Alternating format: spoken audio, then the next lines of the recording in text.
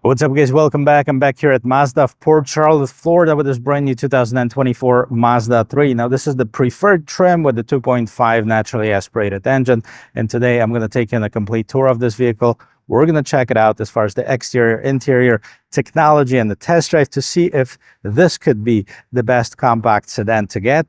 Now, if you like watching videos like this, don't forget to check out the rest of my channel, hit that like and subscribe button. And now let's get back to this.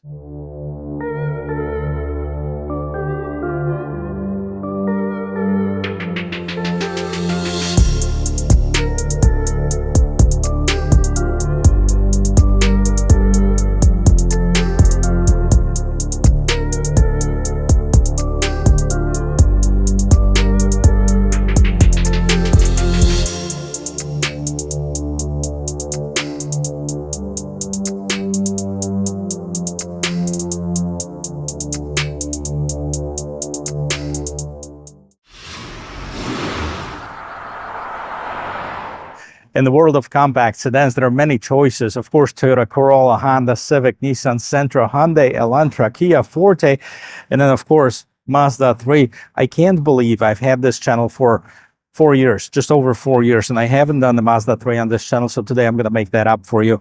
Let's take a look and see what's going on. As a manufacturer, Mazda's been aiming for that luxury car buyers, making their vehicles look and feel premium without breaking the bank. Let's see what's going on this particular one. As far as the headlamps, you have this so typical to Mazda round headlights. Those are all LEDs. You have the incandescent turn signals. No fog lamps right here at the bottom. You have a little bit of piano trim down there. Also a piano black grille with a big chrome Mazda logo and the chrome around this front grille. Now, there are two different engine options that are available for 2024 Mazda 3. Let's take a look at one of them. On this particular one, we have this base engine, 2.5-liter, four-cylinder, naturally aspirated, 191 horsepower, 186 pound-feet of torque, made it to a 6-speed automatic transmission. Now, it is also available with a manual transmission if you wanted to, or if the horsepower wasn't enough for you, you can opt in for the 2.5 turbocharged engine with 250 horsepower, but I'm going to cover that in a separate video. What else we have here? We have this ugly prop stick here. We have some sound insulation. We'll see how well that works at the end of this video when I take it on the test drive. As far as the gas mileage, we have 27 in the city, 37 on the expressway. Pretty good for non-hybrid. As far as the length of this vehicle, 183, 70.7 inches as far as the width of it. Let's take a look and see what's going on. I like the 18-inch rims that come standard on this preferred trim. 215/45 is the size of the tires. Of course, we have the all-wheel disc brakes. Mirrors are the same color as the rest of the vehicle. We have the turn signal indicators in them and a blind spot assist around the windows. Some chrome. Front doors only have the smart entry system that allows you to get inside the vehicle as long as you have the proximity key with you. And let's take a look and see what's going on in the back. Very typical to Mazda tail lamps. Now, these are combination LED and incandescent. We have the LED tail lamps and LED turn signals. Down here at the bottom, you can see you have the dual exhaust tips, big Mazda logo, Mazda 3 on the side. The rear view camera is right above the license plate bracket. Now, let's take a look and see where this vehicle is made. I know a lot of people were asking, so let's take a look and see. Here it is, guys. For this vehicle, final assembly point is Mexico. Country of origin for engine is Mexico and transmission in Thailand. So a bit of a mishmash here. Let's push the button here and let's see what's going on inside the trunk. So quite a bit of space. Over 13 cubic feet of space on this Mazda 3.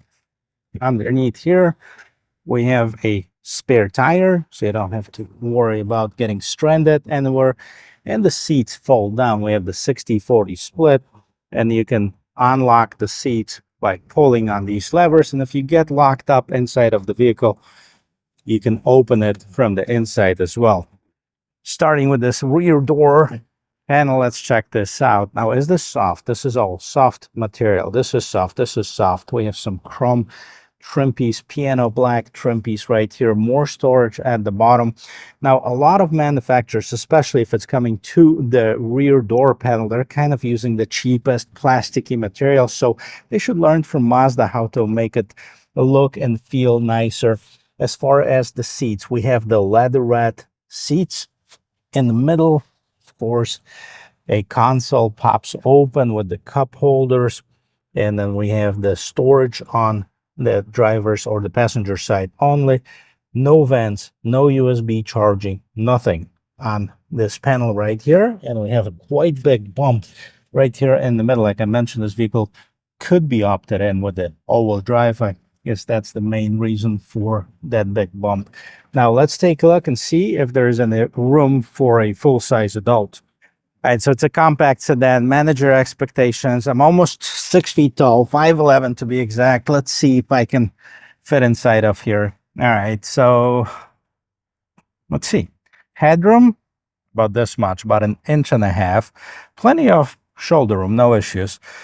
A bit of an issue with the knee room here. Now, I have my knees inside of this indent in the seat, and I'm still touching the back of it, so not ideal. I could move this seat a little bit forward, even though it is adjusted to my regular driving position, and be a little bit closer there. But again, I felt like Toyota Corolla and Honda Civic, and they had a little bit more room than this. And of course, before I get in, let's listen to the sound of the closing door. That's actually pretty good. All right, front door panel, same as on the rear. We have some soft touch materials. We have some contrast stitching here, chrome trim, lock on lock, mirror window lock controls. Down here, we have more storage. As far as the seats, of course, leatherette covered. The driver's seat is powered, the passenger seat is not. And let me jump inside. I'll show you the rest of this interior. And here's the interior of this 2024 Mazda 3, and I have to tell you that this premium feel definitely stands out from the crowd of Civics, Corollas, Elantras, and Sentras. Feels really good, starting with the steering wheel right here. Kind of wish it was a little bit thicker maybe, but it has the stitching on the inside that is leather wrapped. It has several buttons on each side. Now let's see what these are. So this is a volume source for your media, phone hang-up, pickup button, info. We have the cruise control, adaptive cruise control, and big Mazda logo right here in the middle of 3-spoke steering wheel. Inside of the instrument cluster, we have more traditional setup. So on the left-hand side, you have the tachometer. On the right-hand side, you have the fuel gauge, temperature gauge. Right here in the middle is where we can see the speedometer if we choose to, but you can see other options here as well. Drive information, see we're heading west, 12.3 miles per gallon. Of course, this vehicle's brand new, has been sitting a lot, and a little bit of customization, not a whole lot as far as what's going on in here. So you have the gear indicator on the left hand side that tells you what's coming up. So dynamic cruise control. Now you can turn this off, nothing inside of here, and then drive information and back to the beginning. So 8.8 is the size of this screen, which is quite small, to be honest with you. It's a lot smaller than some of the other vehicles, but it's functional. Let's see. Home button. I'll get you to this main screen right here. So you have the information, and let's see what's going on here. Fuel efficiency monitor, vehicle status monitor. You can always go back to this main screen. As far as the entertainment, AM, FM, and Bluetooth audio. Communications, let's see what that is. That is connection to your phone. Now I have another phone with me, so let's see how easy it is to connect this vehicle. I'm gonna hit connect, and here there's a Galaxy A42. That is my other phone. All right, let's connect it. Okay, we're gonna pair, and it's easy as 1, 2, 3. I don't want them to see the contacts, as I'm only doing it for the demonstration purposes here, and no messages. So device connected. We're going to check this out in just a little bit, but you can play the music from your phone, of course. Now you have pair new device, device order, delete pair device, advanced settings. Go back. Here's your favorites, contacts, call history, nothing is in there because I just hooked it up. And then we go to navigation. And just like Toyota, I mean, you can get this navigation because the system is navigation ready. Now you need to buy an SD card, but Toyota, you have to buy a subscription. Kind of wish that a lot more manufacturers just kind of included this navigation. They went with this Google system. Just include the maps. All right, don't be stingy. All right, otherwise you have the compass, as you can see the direction that we're facing, and then you have the latitude, longitude, and altitude. We're actually 15 feet above sea level. Must be a mountain here in Florida. And then they have settings. So in-vehicle displays, okay, so that's what we just seen as far as the instrument cluster. And let's see what we have as far as the options here. So fuel efficiency and range display. You have type 1, type 2, or off. And then not much customization here. And then you have the restore factory settings. Let's go back and see what else can we find. Sound settings, safety settings, vehicle settings, system settings. That's pretty much it. So not a whole lot of customization.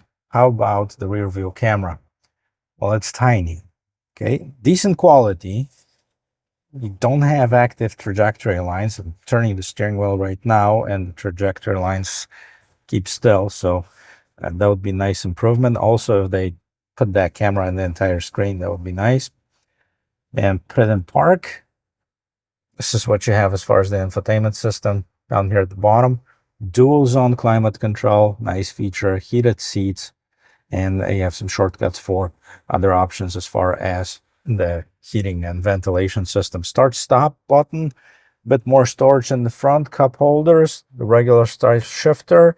Here's your drive modes. You can put it in sport or normal, or actually you can put it in sport or turn it off. That's basically it. So normal mode is normal, right? You have the volume, seek, track, and mute button, favorite, okay? And then you have the electronic parking brake, auto hold, and this is what controls the infotainment system right here. So seats wrapped in leatherette. Up on top, you have the sunglasses holder. You have the lights. You see it, they're LEDs, they're LED lights. And we have a sunroof on this vehicle. Opens it up, let some air inside of this vehicle, and close it. It's got a manual sunshade, and that's basically what you'll find in this class of a vehicle. So this is the interior of this 2024 Mazda 3. Matter of fact, I don't think anything's changing other than the addition of Alexa into the infotainment system. And one more thing before we go in the test drive, on the left hand side here, you have 2 memory seat settings. You also have the trunk release, and you have the audible mute, right, for your safety systems. And then you have your traction control off button. So let's talk about pricing before we take it for a spin. So the base Mazda 3 starts at $25,355. That's for 2024 model year. But if you're looking to get one, wait for 2025s to come in because they're going to be $200 cheaper. The Select Sport, however, it's going to be a little bit more expensive. We're looking at $25,875 as far as the 2024 and $26,325 as far as the 2025. So they're actually going up about $400. Now, preferred is the one that I'm sitting in right now. That's $27,375 for 2024, and it goes up to $27,975 in 2025. Select Sport, $25,875. Then we have the Carbon Edition. The Carbon Edition starts at $30,245 for 2024. It goes up a little bit for 2025. And of course, we have the turbo models. The turbo models, the biggest difference, of course, is the powertrain with 250 horsepower and 320 pound-feet of torque. I'm definitely going to try to get one on the channel. I know that there's several of the hatchback coming for 2025 model year, so that's what I'm going to do relatively quickly. As soon as they get it, I'll bring it on the channel for you guys. But let's take this one for a spin and see how it drives. So let's talk about this engine before we start driving it. 2.5-liter four-cylinder naturally aspirated engine, 191 horsepower. Where does it stand with the competition? So it is definitely more as a standard engine than most of the competitors. It's more than the Civic, Corolla, Sentra, definitely by 50 horsepower. Merging in traffic here. All right, nice. Maybe put it in the sport mode and a bit of it to it. Wow, I gotta tell you, we'll get back to the competitors, but it drives really nice and smooth. Very solid feel on this vehicle. It's not crazy fast, don't get me wrong, but it can definitely hold its own.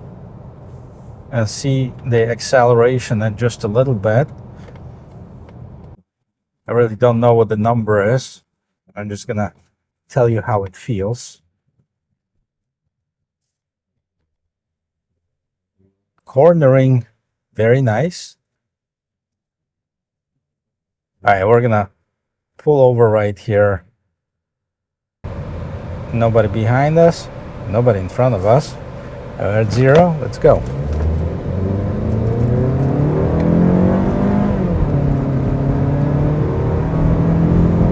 Okay, we got it to about 50. Not bad at all. But what I'm most impressed with this vehicle is the way it feels. It's nice and quiet. You don't get much of the road noise, wind noise, anything coming into the cabin. The steering wheel is nicely weighted. It's not too soft. Yeah, I'm enjoying driving it. I mean, here, going back to the competitors, as far as the powertrain, this is probably one of the most powerful ones, starting powertrain, okay? Some of the competitors have the performance options, so does Mazda, because we have, you know, the Kia Forte, I mean, we have the GT, and then we also have the Elantra N. So those are 270 horsepower, I believe, slightly more, fun to drive. Okay, then of course with the Civic, we have two. We have the Civic Si and we have the Civic Type R, depending on what your budget is and what do you want. The Civic Si it's got slightly less horsepower than the Mazda Turbo, and the Type R has got more horsepower. Now, of course, we also have the Golf in the same kind of segment, but that's more competitive with the Mazda3 hatchback. This is the sedan. I just did Nissan Sentra. It's okay. I mean, it was very slow. CVT transmission, this 6-speed, definitely nice and responsive. Drives better than the base Civic. It drives better than the Corolla. It drives better than the Elantra. I think this would be the winner as far as drive.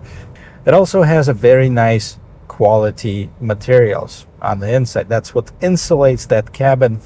It's what makes it and gives it the more luxurious feel. Let's take this corner here. Wow, on rails. Very impressive with the way it drives.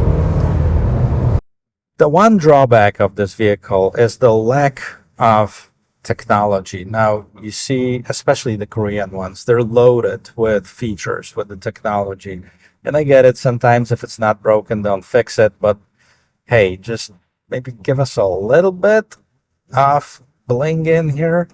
Redesign the instrument cluster. A nicer infotainment system would be great. But why are you buying this car? Are you buying it to look at the infotainment, or are you buying it to drive? And I would definitely buy it to drive. And this is by far, out of a compact sedans, the most fun that you'll have with the base engine options. Now, I haven't test driven the more powerful one, but I will. I'll let you know my thoughts on that as well. So guys, thank you very much for watching. I hope this video was helpful. I hope you learned one or two things. And if you did, don't forget to check out the rest of my channel, hit that like and subscribe button, and I'll see you in my next video. Cheers.